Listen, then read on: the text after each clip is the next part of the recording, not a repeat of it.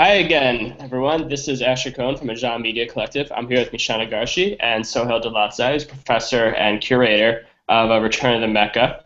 And we're going to be talking about chapter 3 of his book, Black Star Crescent Moon. And we're going to be talking about, the exhibit Return of the Mecca as well, since it features a lot in this chapter. And it's something that's also going on right now that you should really know a lot about. Just to start, to catch us up from a couple weeks ago when we talked the first couple chapters, just want to talk about, Sohail, what's the theme of your book? And the thing that we're really curious about is where does Malcolm X as an individual fit into the theme of your book and the theme of Black Islam and Muslim international law of this? Sure, sure. No, thanks again for having me, you guys. So I think, we're going to be talking about Malcolm and kind of the influence he had on hip hop culture. And we'll talk about him in addition to, I think, obviously arguably maybe as much, if not more influential figure of Louis Farrakhan during the era of hip hop. But Malcolm comes back at a particular moment for a whole host of reasons. And, for the book, I mean, for the people who did or did not tune in, I'm not sure, for people who did not tune in last time, Malcolm is kind of like the structure of the book. He's the kind of figure who continues to come to reappear in the book as this figure that I think in many ways continues to haunt U.S. empire. And we can talk about the different reasons why, but one of them I think is the challenge that he made about civil rights orthodoxy, right? And the limitations of civil rights. And I think this is something that comes back in the hip hop era that I'm sure we'll get more specific with, but I think prior to hip hop, and even before Black Power, before officially what's been termed Black Power with the Panthers and whatnot, Malcolm was out of this Black radical tradition. And so what I tried to do was focus on and talk about this often submerged, if not attempted to be erased history of Black radicalism. And I think Malcolm in many ways was the face of it, and he continues to be. Especially when we think about kind of like a post kind of, antithesis to how America defines itself. But post 9/11, especially, the figure of the Muslim becomes prominent. And so I think Malcolm tends to kind of obviously embodies both in really significant ways. So that when, we talk about Malcolm during the Cold War and decolonization and the way he was linking kind of the struggles of Black people here in the United States with those in the third world, that's a significant move when we think about what civil rights was trying to do, because civil rights sought to keep Black people as American and to distinguish themselves and to see America's enemies as their enemies. That's kind of what the logic of civil rights was. So that if the communism was America's enemy, then to Black people, communism was an enemy. And Malcolm and a whole host of others didn't buy into that. So I think Malcolm continued to kind of push the envelope on how to understand white supremacy as a global phenomenon. And again, as I talk about in chapter 3, it comes back during the era of hip hop culture. And Malcolm, in many ways, Keith LeBlanc, 1983, is the first hip hop record. Billy Paul, before that, is the first record. I think it's 77 of Billy Paul, where Malcolm is sampled. But it's Keith LeBlanc who, in 1983, on his record No Sellout, it's just a kind of, it's an instrumental with Malcolm's voice. And it's the first time that Malcolm appears on what we might call a hip hop record, but the floodgates open soon after, and Malcolm becomes this kind of dominant figure within the culture. Probably, I think, the most sampled voice in all of hip hop culture. So through reading chapter 3, we obviously see the correlation between Malcolm and hip hop and his influence on it, but what do you think we lose when we overemphasize Malcolm in terms of other Black Muslim leaders and thinkers? Yeah, no, I think it's important on the one hand, as I mentioned before, Mishana, while it is Malcolm, it's clearly also Farrakhan. And obviously there's a kind of contested history there between Malcolm and the Nation of Islam. And, shout out to my man Zahir Ali, who's been doing a lot of work on this. And it's a contested history, but you can't deny the kind of significance of a figure like Louis Farrakhan in hip-hop culture. So I think an overemphasis on Malcolm tends to overshadow a figure like Farrakhan. And Farrakhan is, in many ways, an unruly figure, if I may say, both within kind of mainstream American popular culture, but even amongst Muslims, right? Because one thing that Malcolm has for quote unquote Orthodox Muslims is he went to Hajj. Hajj in many ways like legitimizes Malcolm amongst Orthodox Muslims. Farrakhan does not have that surrounding him. And so Farrakhan is always seen as, for a lot of different reasons, either heretical, heterodox. I'm not a big fan of that term. He's seen as outside the fold of traditional Islam. He's seen as speaking too much about race. He's still on that white devil talk. And then there's the kind of cloud of anti-Semitism that seems to kind of follow Farrakhan. So for a lot of those reasons, Farrakhan continues to be this kind of, silenced figure amongst the Muslim communities, and Malcolm can technically get elevated above him for the reasons that I mentioned. But I don't think that we can ignore the deep influence of Farrakhan, not just in terms of like the music. I mean, he's been referenced from everybody from the Fugees and Biggie Smalls to like Ice Cube and Intelligent Hoodlum and Public Enemy saying Farrakhan's a prophet who I think you ought to listen to, right? Farrakhan, and not only that, Farrakhan navigated all kinds of tensions and beefs within hip-hop. I mean, Farrakhan had summits over and over again trying to bring the hip-hop community together to kind of like recenter them as the culture was becoming more and more commodified. So Farrakhan played in many ways. Malcolm was a kind of, metaphor. Malcolm was a kind of symbol for what was like for the nightmare that civil rights and the Reagan era was. Malcolm became that, but Farrakhan was actually on the ground doing the work with the hip hop community. And I think when we focus on a figure like Malcolm too much, we lose the significant kind of work that a figure like Louis Farrakhan was involved in. It's really interesting. Something you mentioned briefly right there with heterodoxy, which I know you said you don't like, but I'm going to push you on it. You mentioned briefly in your book the 5%ers, and that's something that it's something that is kind of on this undercurrent of popular culture, and I'd kind of be interested to hear just like a little bit more about what that belief system is, other people who've referenced it in their work and stuff like that. This is something that isn't people are aware, but maybe not aware of what it actually means and what its relation is to Malcolm and Farrakhan and all these other things. Right. I mean, I think it's in the short time that we have, I mean, the 5% or the Nation of Gods and Earths is a very kind of complicated and complex history. Obviously, it comes out of a figure known as Clarence 13X, who broke from the Nation of Islam, and started his own kind of movement, if you will, that by the early to mid 70s became deeply influential with youth culture in particularly New York City. In many ways, especially with early hip hop history, it was the Nation of Gods and Earths, or the 5%, that had the most significant influence on hip hop in a direct way. So when you talk about figures like Rakim or the Wu-Tang Clan, when you talk about, Public Enemy much less so. But you think about figures like Just Ice and that early kind of golden age period, it was the Nation of Gods and Earths that had its most significant influence. And even many of the terms that we take for granted when we talk about hip hop culture, right? Word is bond, right? The cipher, right? What's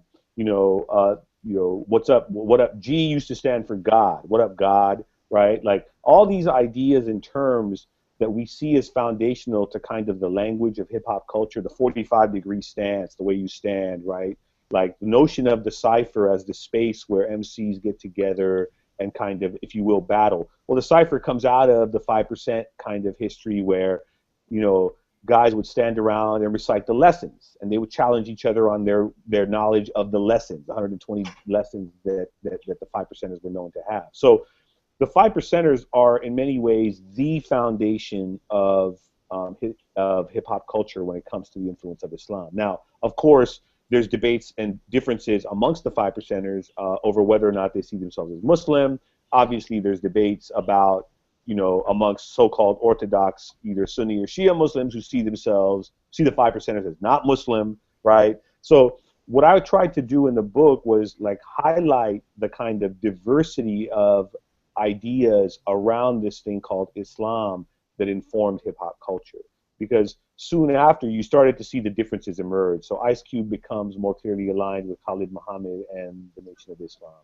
But then you have groups like Tribe Called Quest and The Roots, right, who identify more with Sunni Islam. And then, of course, later Mos Def. And then, of course, like Lupe Fiasco.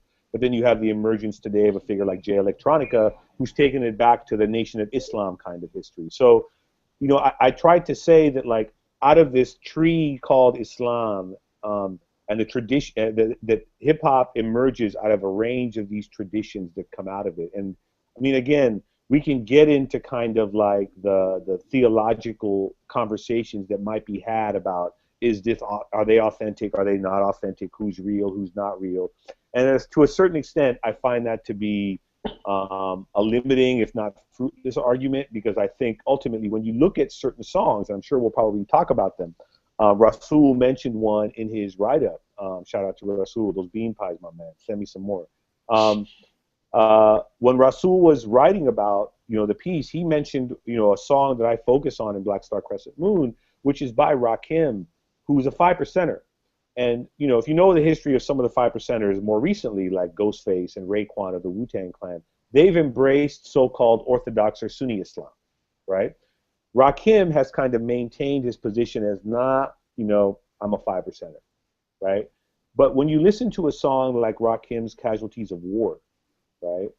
Like you see in this song, Rakim, he's rapping from the perspective of a U.S. soldier in the first Gulf War, not the one in not the second Gulf War. 1991, first Gulf War. He's rapping from the perspective of a U.S. soldier. And while he's in Iraq, he has this kind of fictional narrative he creates. He says, you know, but he has this epiphany, like, wait a minute, why am I here? What am I doing here? Who put me here, right? And he says, wait a minute, Saddam Hussein prays the same, and this is Asia from where I came, right? And so he ends up turning his gun not on the Iraqis, but on his own sergeant, right? And he ends up taking out his sergeant, and then, as he says in the song, making it look like they did it, the Iraqis, right? So the song, and Rakim says, and Rakim asks this kind of rhetorical question, why did I do this? And he says, blame it on John Hardy Hawkins for bringing me to America, right? Now, who's John Hardy Hawkins? John Hardy Hawkins was a central architect of the British slave trade, right? So here is Rakim kind of, as a 5%er, identifying with the Iraqis, who are both Sunni and Shia, right? And instead turning his weapons against the U.S. military. So it's a much more complicated, like, tapestry when we talk about Black Islam than people, I think, tend to believe. They tend to think there's the 5%ers, and there's the NOI, and then there's the Orthodox Sunnis or whatever, and they all got beefs with each other, and these lines are hard and fast. Well, that's not necessarily true. There's a lot of fluidity between the two. I mean, of course, we all can talk about a figure like Mos Def, a.k.a. Yasin Bey. Bey is a name that comes out of the Moorish Science Temple tradition, right? So Yasin understands the kind of fluidity of it. And when you look at, like, the back cover of his, for those of us who bought the album, of his last album, The Ecstatic, he has this kind of iconic photo of the Moorish Science Temple on a stoop, right? I think taken in Chicago, I think maybe in 1927. So, you know, I think it's important to understand that while there are these kind of diversities, if not differences, within this thing called Black Islam, that there's a lot of fluidity amongst and between them, because many people came out of one tradition and jumped to another, so to speak. There's a kind of continuity. Instead of seeing these breaks, I think it's important to see them as continuities, right? Because many people kind of occupied multiple positions within that continuum of Black Islam. And I think hip-hop becomes a really interesting way to kind of explore that, you know? Definitely. So something building off that, how does, you know, you wrote the chapter that you're discussing now first, and then later you curated Return of the Mecca, the exhibit. How are you able to talk about all of these, seems like very complicated theological, artistic, confessional distinctions within a multimedia exhibit? Like, how did that go from a chapter to an exhibit, and what are you able to do with an exhibit you're not able to do in a chapter or a podcast, for example? I mean, that's the question. I mean, as the exhibit, you know, is now getting ready to move to other cities, you know, I'm constantly thinking about what I could have done differently or better, because that was the big challenge, Asher, was like, you know, obviously the exhibit, Return of the Mecca, The Art of Islam and Hip Hop, comes out of essentially Black Star Crescent Moon. It's really kind of although chapter 3 is the central point. I mean, the exhibit covers like the early period of the Moorish Science Temple, the early period of the Nation of Islam. There's artifacts of early Muhammad Speaks newspapers, and so and then the influence of Malcolm, and then Ali, and then because it was in Los Angeles, the kind of central moment that the 1962 mosque shooting had on shaping kind of Muslim politics in the city. And then I get into kind of like the influence of jazz, Islam on jazz, and the Black Arts movement, right? Before I really get into then hip hop, and then hip hop is its own, behemoth that I had to deal with in terms of trying to get at it. So when it came to like the exhibit, I mean, I was really interested in taking the ideas that were in Black Star Crescent Moon and in some ways making them live. I mean, I think, we can go to YouTube and click on videos and watch, everything from Intelligent Hoodlum to Gang Starr to the Wu-Tang Clan to whatever. You can watch and listen to the music. But I just felt that like, that's, and while I think that's powerful because that shaped so much of who I was, I felt like I wanted to do that within a kind of cultural space like an exhibit and try to tell a story that I was trying to tell in Black Star Crescent Moon in a different kind of way. And I'm not sure I necessarily succeeded in that as well as maybe I wanted to, but I mean, I think that you're limited by the space, the layout of the space. I had so much material. I was just really it was just the tip of the iceberg I had in there. But I had some incredible stuff. I mean, Jamel Shabazz's photography, Ernie Panicoli's photography, shout out to these guys, Brian Cross, aka B+, Cognito, Katina Parker's incredible work on the Million More. She's covered the Million Man, Million Woman, Million Youth Marches since they first started in the mid-90s. So, and then record covers, flyers. I mean, it was like a range of different kinds of media that I tried to kind of bring in. And, I think in a book, you're able to kind of like explain, right? In an exhibit, you have to show, right? And you can have these kind of like cards or title cards that kind of like try to connect. But I tried to kind of minimize that. I wanted the kind of imagery and the pieces themselves to tell the story as much as possible. I mean, I did a little bit explaining, but I really wanted the kind of pieces themselves to kind of tell the story and give people kind of a teaser, if you will, to go out, if they got the catalog or not, like to look stuff up on their own. Like I didn't want to kind of like spoon feed people necessarily. And then the last thing I'll say about it is, I'm really interested in getting ideas out and made more accessible to people. I mean, I really don't think that it does me any good in my position to be talking to the same group of people over and over again about the work that I do. And I'm talking about particularly within an academic or university context, right? So I was really interested in taking this set of ideas and putting them in a place like the William Grant Still Arts Center, which is an incredible institution here in the West Adams district of LA, that has an incredible following. And I was really interested in getting into that kind of community of people and the people that it attracted to kind of expose them to these ideas, and if they didn't know about them, but many people already knew about them. We had Chuck D come in, Rosa Clemente came in, Cam came in, Self Scientific. I mean, a whole host of other people just came into the exhibit either on panels or just to check it out. And, I felt really good about it. But as I mentioned at the beginning, I'm still constantly thinking about how to do it differently and better. I didn't know your exhibit was traveling. That's awesome. Congrats. Yeah. Yes, coming to a gallery near you. So I have your catalog right here, and as I was flipping through it, I was wondering, can you tell us about how you selected the artists you featured in the exhibit, and were any of the artists that were featured surprised by the way you were framing their work? Okay, so when you say artists, you mean like the photographers? Are you talking about the album covers? Are you talking about what in particular? Like, what are you referring to? I mean, people tend to think like artists, so they're thinking either the hip hop artists or they're thinking no, the photographers. So, and that was something that I contended with. Like, what is hip hop art? You know what I mean? Is it the album cover, or is it the photograph that Jamel Shabazz takes? Is that hip hop art? So I don't know. Do you have any specific ones, or just Well, more now broad? you're making me rethink it. Yeah, I was specifically referring to like the actual photographs. While I do think that the people who are taking the photographs are like is also art and considered artists, but I was just thinking about like the artists you chose to talk about in it, or like the photos you chose to show, and why those artists, and were they surprised? Like I've seen photos of like Talib holding your book and Dave Chappelle holding your book, and just like how did you feel about that? Why did you decide to include these people? Were they surprised? Yeah, I mean, that's a good question. I mean, the Chappelle story is a funny one. He was just performing in L.A. and we talked about the book, and he was just like blown away by it. He's not in the book, and I don't mention Chappelle.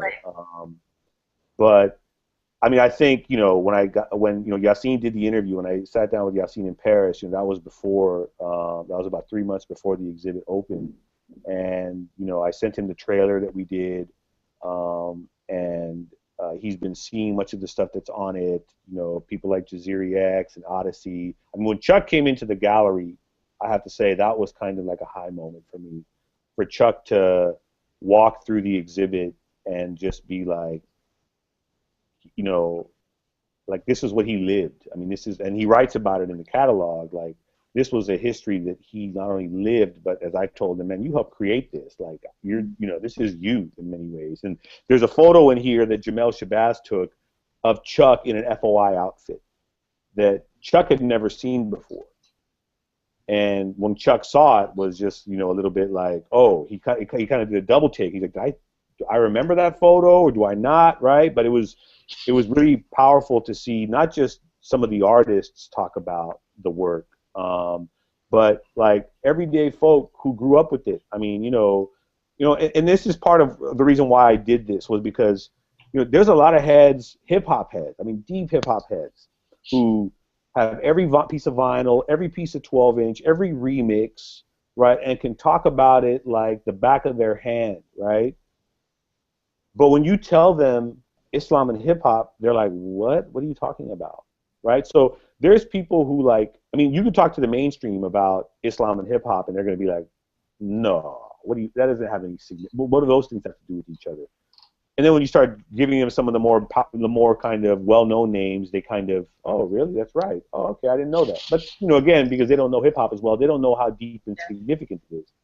But even amongst deep hip hop heads, right? They are surprised, and oh, that's what he was saying. Right? So I had a lot of that to me was a really also powerful response, was to have like deep hip hop heads coming into the exhibit, and then all of a sudden the dots started to be connected in a way that made sense for them in a whole different way, and that was to me really, really kind of important to see.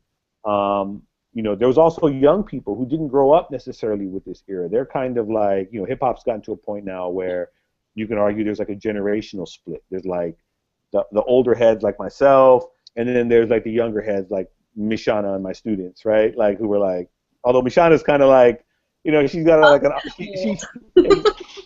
what's that? I said Mishana's kind of old now. Okay, but maybe younger than Mishana, I should say, right? So there's this kind of generational split, but it was really interesting to see like the younger heads come in and really be like, wow, like, I never knew that hip hop had this history. And that was part of what I was trying to do to everybody, was like, you hear about Islam, you hear about Muslims on TV and in the media and on the internet all the time. But have you ever thought about Islam and Muslims in this way, and how significant they are in popular culture, right? And I think that was, to me, what I was hoping the takeaway would be for a lot of people. Jamel Shabazz, I mean, his photographs, I met him in New York. My wife actually was on a panel with him, at a conference with him on a panel, and I was doing an event with Suhair Hamad at the Asian American Writers Workshop that exact same day, and I was mad about it because I really wanted to get to Jamel, because Jamel's photography, to me, like, was so influential, just visually, what he's accomplished as an artist. And I wanted to get him a copy of the book, and I had my wife go give him a copy of Black Star Crescent Moon.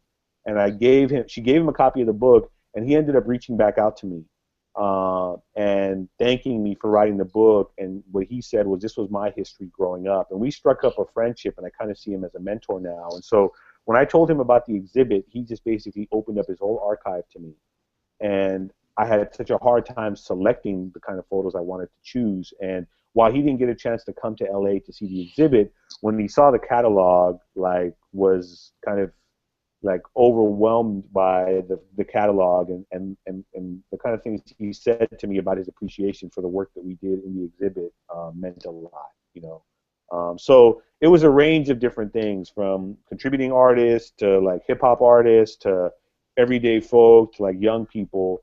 I felt like a lot of people, it resonated with people, and I think that's what made this process worthwhile. And I think the idea of it traveling is really interesting, and I think that there's a lot of excitement about it going to different cities right now. So we'll see.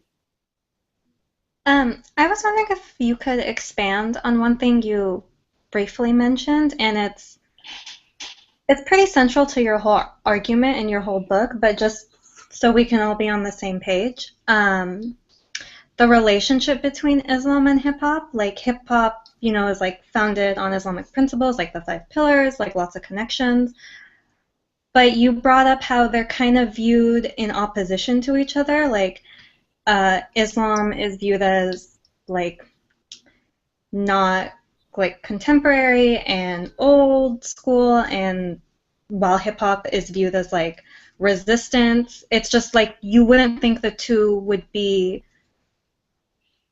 meshed with each other when they really are, So I'm wondering if you could expand on that, how people who don't know about for real the history of hip-hop are surprised when they hear it, but how they're inextricably linked together. Sure. I mean, and that's a great question, Mishana. I mean, I think, like I mentioned, I mentioned earlier with Asher's question, just some of the basic language of hip-hop comes out of Black Islam, that we, again, take for granted, the cipher, peace, right? Word is bond, word, God, the stances, and those are, in some ways maybe symbolic, but they're very telling, because I think people use those words without knowing kind of the history of those words. But when you talk about Islam and hip-hop, I think, again, especially today, this is part of what I got at, and I think we'll talk about in the next phase, the next Ajam thing that we do, part 3, which is how post-Malcolm, post-hip-hop, by the 90s, you started to see this attempt to kind of distance Black people from this thing called Islam as Samuel Huntington's Clash of Civilizations thesis emerges. As Islam becomes more prominent within the West and is seen as the ultimate enemy of the West after the Cold War, there's this attempt to distance even Black people's relationship to Islam. But because prior to that, as I mentioned, in the intro, chapter 1, chapter 2, and especially chapter 3, Islam was central to Black identity. You go into Black communities, and as I mentioned even in part 1 of our talk, Islam is kind of assumed. It's not a strange thing. It's not a peculiar thing. Everybody either has someone or knows somebody in their family who converted to Islam or who's a Muslim, blah, blah, blah, or they live right next door to somebody, a name like Rashad or Rashid or whatever, they might not necessarily be a Muslim family or Muslim, might not be Muslims themselves, but that the influence of Islam on kind of Black politics and culture is deep. And what I tried to get at was, look, hip-hop was really just the next phase. I talked about this in the exhibit. I called it the changing sane, right? That's a kind of Leroy Jones and Mary Baraka concept about Black music in particular. Baraka argued that Black music was, whether it be, at the moment that he was writing, it was jazz, for example.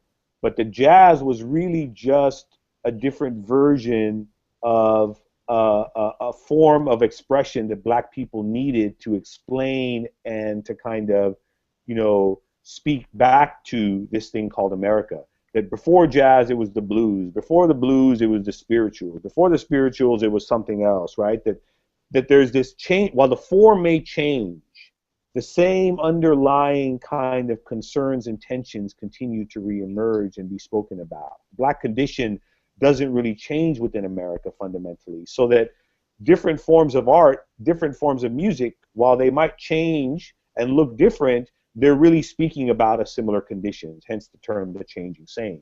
And hip hop, in many ways, is that next phase of it. So I talked about it in Black Star Crescent Moon. I kind of got at it in the book Return of the Mecca, and even in the exhibit. Like, look, when you look at the influence of Islam on blackness, it's not just black politics with a figure like Malcolm.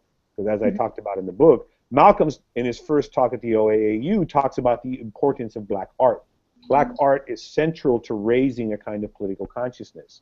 And so I start talking about then the influence of Islam on the black arts movement, the poetry, the theater, and the music of the black arts movement, right? And then, of course, jazz music even before that. You look at artists like Ahmad Jamal, Art Blakey, Yusuf Lateef, you know, a whole host of other, Lynn Hope, I mean, a whole host of other jazz musicians that, you know, were deeply influenced by Islam, converted, especially John Coltrane himself was deeply influenced by it. So hip-hop is just the next thing to be influenced by it. And what's interesting to me about that particular moment, what's interesting about hip-hop becoming the next artistic vehicle to embrace Islam is the particular moment that it happened, right? So Islam and hip-hop to me are like foundational in so many ways because, you know, when hip-hop emerged, that was the big question, right? Well, what is this thing? I mean, there's this kind of skepticism that a lot of people had, from let alone mainstream America, within black communities. What is this? And then as it started to have a kind of political identity, they started to say, oh, hip-hop is like the black arts movement, right? This is what this is. This is a kind of consciousness-raising kind of vehicle. And so, you know, and then as I talked about in the book, if you look at the history of black arts movement, Islam figures prominently. So, you know, again, today when you say, to come full circle, Mishana, when you say Islam and hip-hop, most people think Islam, it's pre-modern, right? Mm-hmm. It's this anti-modern thing, right? You know, but when you think hip-hop, they think about it as decadent. You know, they think about it as hyper-materialistic, right? They think about like all these things that are the antithesis of each other. Islam and hip-hop should have nothing to do with each other. But again, when you think about the conditions that hip-hop emerged out of, right? Post-civil rights America, the war on crime and the war on drugs, right? And the kind of assault that the state was doing on black communities, right? You start to understand then, okay, what were the kinds of things that black youth and brown youth as well were latching on to push back against state power, right? And hip-hop became this vehicle in rhetorical form to speak back to it. But the symbols and the ideas that they were using were coming from the era of black power, from a figure like Malcolm X, right? And this is why you start to see these guys, the Panthers and Malcolm, and again, like I said, Farrakhan, become so prominent within hip-hop culture because they were speaking back against these conditions. And Islam, in many ways, has always been, within black communities as well, this kind of alternative way of thinking about blackness in relationship to America. You know? I hope that answered your question. It's really great. I had a question that you kind of hinted at there. I'm trying to expand on it a bit. With during the Reagan years, as you said, there's mass incarceration, war on drugs, basically like a war on Black America. I think could be fairly said about that era, especially. And this is also during the golden age of hip hop. Also, in the 80s, you have a lot of Muslim immigrants coming to America at the same time.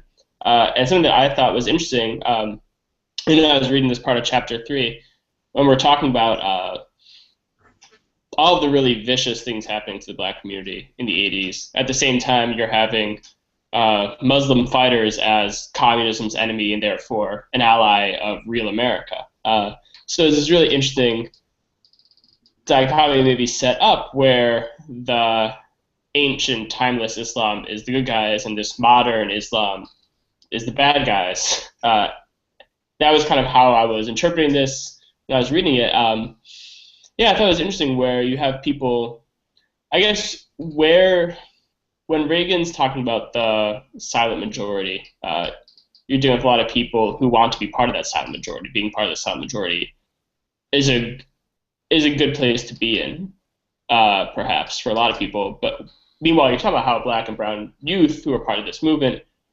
are very opposed to that. Again, for very understandable reasons. How much of this was a struggle at the time versus, us looking at this at 2015 and trying to figure out why this two-facedness was occurring at the time?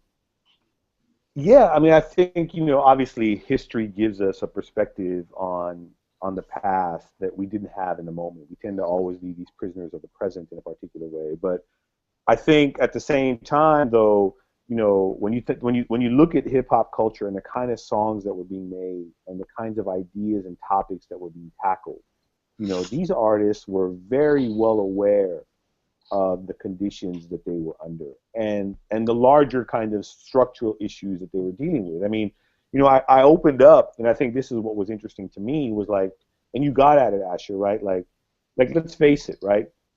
Post Black Power, by the early to mid 70s, when Nixon, talks about this drug problem and this crime problem, right?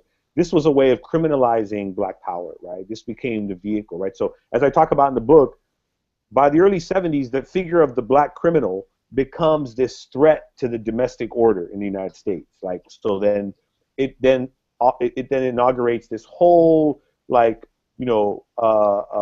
channeling of material and political and ideological resources toward crushing Black communities. Essentially, it's counterinsurgency. I mean, when you read the documents of COINTELPRO about not allowing another Black Messiah to emerge, and you see the war on crime rhetoric and the politics of it, you see that it was about counterinsurgency within Black communities. So the Black criminal becomes this kind of overarching figure within defining domestic U.S. politics. But as I talked about, at the same time, was the figure of the quote-unquote Muslim terrorist globally, right? With the U.S. kind of expanding into different kind of places, Afghanistan, the Iran hostage crisis, Lebanon and the civil war there, et cetera, et cetera, et cetera.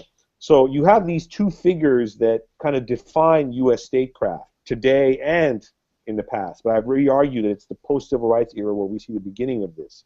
And it's at the moment in hip-hop that they kind of come together. And again, artists are very well aware of this, right? So as I talked about, from artists like Lakim Shabazz to Gang Starr to Rakim and Casualties of War, right?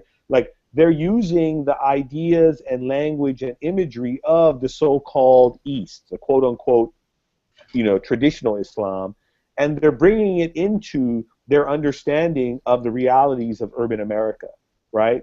And so that for them, they recognize that, America's enemies aren't necessarily our enemies.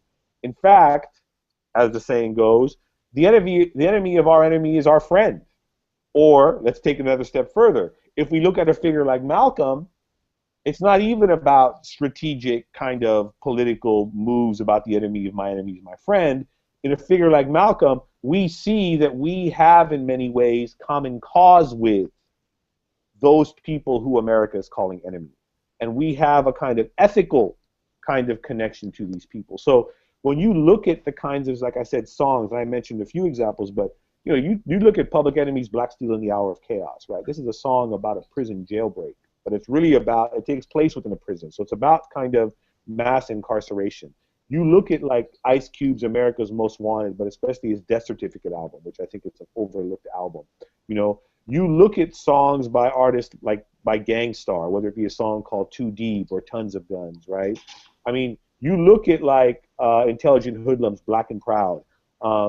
Fast forward to the late 90s with Wu-Tang Clan, the opening of their Opus, the double album, right? That Wu-Tang came out with, right? There's all these like complicated, if not even direct critiques of U.S. empire and state power and the police. And so I think that they were highly aware of what was happening and speaking back directly to it. I mean, remember, we have to remember that like, there really are no coincidences, only consequences, as they say, right? But like, it's the same year, 1992, that Spike's film on Malcolm comes out, and it's also the year of the LA Rebellion, right? And Spike has to recut the opening of the Malcolm film to show the beating of Rodney King, because he understands the significance of this moment. And Ice Cube is telling people, had you listened to my records, America's Most Wanted and Death Certificate, you would have known that those were warnings that this was about to happen. We were speaking about Daryl Gates and the police, right? In New York, with whether it be groups like X-Clan or Public Enemy and Black Watch, we were speaking about the police, right? We were talking about this to not only the black community, but to mainstream America, and they refused to listen. So I think, when we, because growing up in that moment, I remember how hot that was. I remember being an undergrad at UCLA when Rodney King went down, and then when the rebellion happened, and how hot it was in LA when Ice Cube's first two records, solo albums, came out. So, it was a very palpable moment, much like what is happening today around Mike Brown and Eric Garner, right? So I think, it's really, I think, important, and I know it's difficult, but obviously history does give us that kind of longer durée or that longer perspective to look back and stitch together a kind of neat narrative. But I can tell you that from experience of having gone through it and living it to a certain extent, it was a very palpable, heated moment, and artists were deeply aware of what was happening. So I kind of wanted to expand on what you just said and what you said a lot in chapter 3 about the rise, the domestic other, the rise of the black criminal, and the global other as the Muslim terrorist, and what happens with African American Muslims. They're black, so they're a domestic other, and they're Muslim, so they're global other. And on American soil, what is happening to these bodies, because they kind of become erased. And if you think hip-hop is kind of a way to, break through that containment that is occurring. No, you said it. I mean, and that's kind of in many ways what I was arguing and suggesting, was that it's through hip hop that this erasure of black Islam continues to emerge. It continues to want to speak truth to power. It refuses to be erased, right? And this is again why it's important that to understand, and this is getting a little bit back to Asher's last question, Malcolm's resurgence during hip hop wasn't about just bringing back this kind of old guy Malcolm X, right? And kind of celebrating him. It wasn't just about a figure like Malcolm. It was about the youth of that moment, elevating and positioning themselves as these voices as well, right? So, blackness and Islam, particularly together, that history, because of much of what Asher was saying too, the kind of post-65, wave of immigration that comes in, and we talked about this a little bit last week, there's this kind of continual erasure of black Islam within the United States, both by mainstream immigrant communities, but also obviously because of the indictment of it by mainstream white America, right? So you have this constant attempt to silence and erase it, but in these different forms, whether it be Malcolm, jazz, black arts movement, hip hop, right? Black Islam continues to kind of, if not seep through, break through, right? And continue to kind of center itself and kind of announce its presence, if you will. And I think that's what I was trying to get at in the chapter, was that, you have this domestic threat of the black criminal and this global threat of the Muslim terrorist, but here you have, in America, black Muslims. And what does this mean? What position do they occupy within the United States?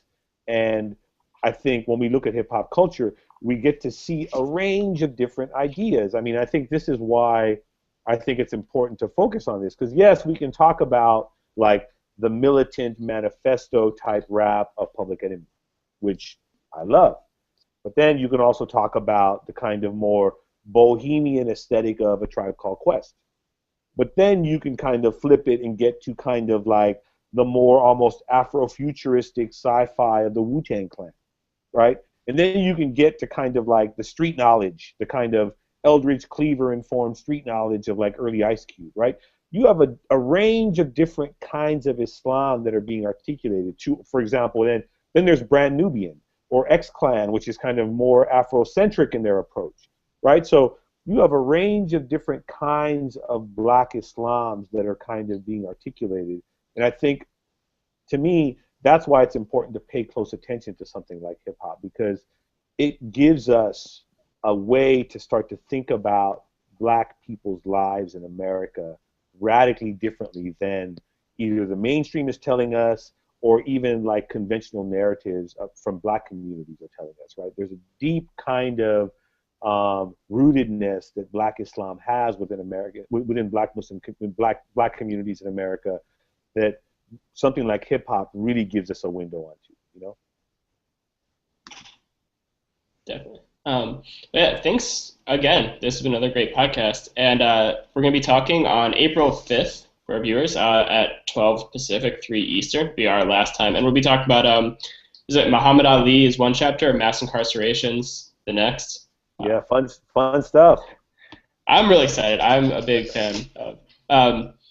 Yeah, I'll talk about it next week. You'll have to stay tuned to hear about why I'm so fascinated with Muhammad Ali. But yeah, we'll be talking then. This will be on Ajam MC for a while. Please check out returnofthemecca.com. Did I say that right? It's the website for the exhibit. And that'll have its travel schedule, where you'll be able to catch it, where you might be able to catch Sohail if you're so lucky. So yeah, please check that out. Please check us out in a couple weeks, and have a good time until then. Y'all take care. Thanks, you guys. Bye. Bye-bye.